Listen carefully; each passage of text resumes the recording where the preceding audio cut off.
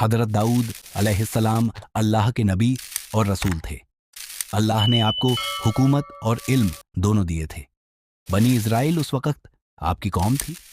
अल्लाह ताला ने इस कौम को कई बार रहमतें अता की, मगर वो बार बार नाफरमानी करती रही।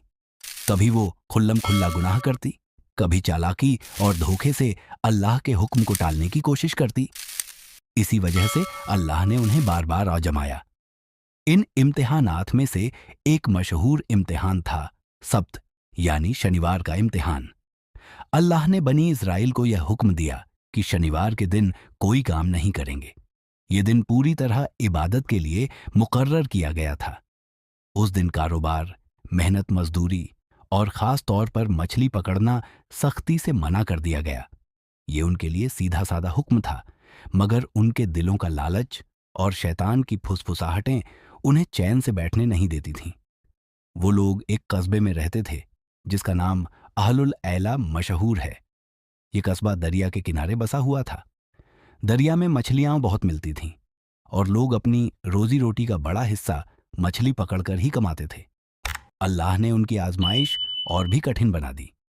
हुआ यह कि शनिवार के दिन दरिया में मछलियां झुंड दर झुंड सतह पर आ जाती। इतनी ज्यादा होती कि बस देखने वाला हैरत में रह जाता। मगर जैसे ही शनिवार निकल जाता, अगले दिन यानी इतवार को मछलियां कम हो जाती और हफ्ते के बाकी दिनों में तो बहुत मुश्किल से मिलती। अब सोचिए, एक तरफ अल्लाह का साफ हुक्म था कि शनिवार को मछली नहीं पकड़नी, और दूसरी तरफ दिल के सामने इतनी बड़ी दौलत और रोजी का लालच था। यही असली इम्तिहान था।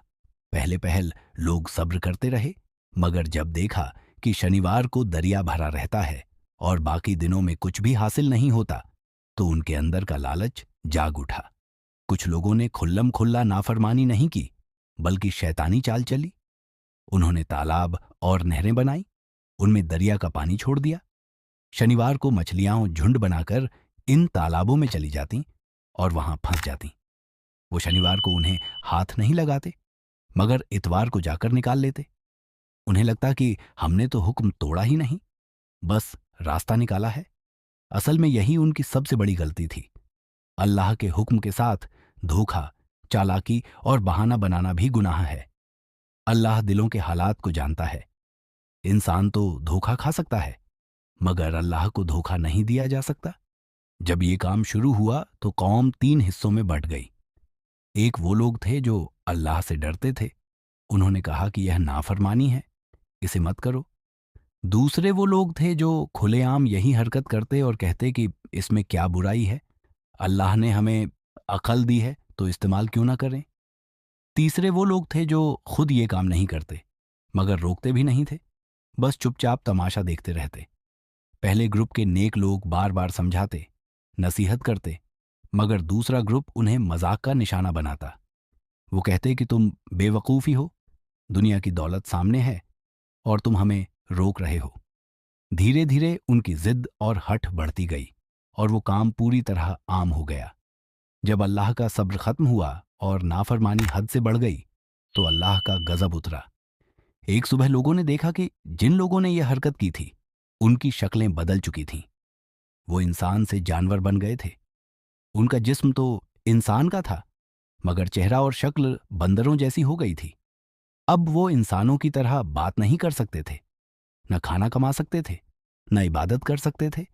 वो गली कूचों में बिखरे हुए भागते फिरते, चीखते चिल्लाते और अपनी हालत पर रोते। उनके अपने ही रिश्तेदार और पड़ोसी उन्हें देखकर कांप उठे। सबको मालूम हो गया कि ये अल्लाह का अजाब है। जो लोग उन्हें रोकते थे, वो इस अजाब से बच गए। जो चुप रहते थे, उनके बारे में उलमा का कहना है कि उनमें से भी कुछ पकड़े गए और कुछ बच गए। इतिहासकार लिखते हैं कि ये लोग 3 दिन तक बंदर बने रहे। उसके बाद सब के सब मर गए और धरती से उनका नामो निशान मिट गया। यह अब अल्लाह की तरफ से बहुत बड़ी निशानी थी कि जो लोग उसकी नाफरमानी करेंगे, वो कभी कामयाब नहीं हो सकते। ये वाकई इंसानों के लिए बड़ा सबक है। अल्लाह के हुक्म से चालाकी करना भी गुनाह है। आज के दौर में भी लोग इसी तरह कोशिश करते हैं कि अल्लाह की मनाही को बहाने बनाकर जायज़ कर लें, मगर हकीकत यह है कि अल्लाह की नज़रों से कोई बच नहीं सकता। इंसान की चालाकी और धोखा बस इंसानों को धोखा दे सकता है, अल्लाह को नहीं। यह किस्सा हमें सिखाता है कि अल्लाह का हुक्म चाहे कितना भी मुश्किल क्यों ना लगे, उसे मानना ही सबसे बेहतर है। असली कामयाबी इसी में है। दुनिया का फायदा थोड़े दिनों का है, मगर अल्लाह की पकड़ बहुत सख्त है। बनी इज़राइल की यह हालत सिर्फ उनका किस्सा नहीं है, बल्कि हर।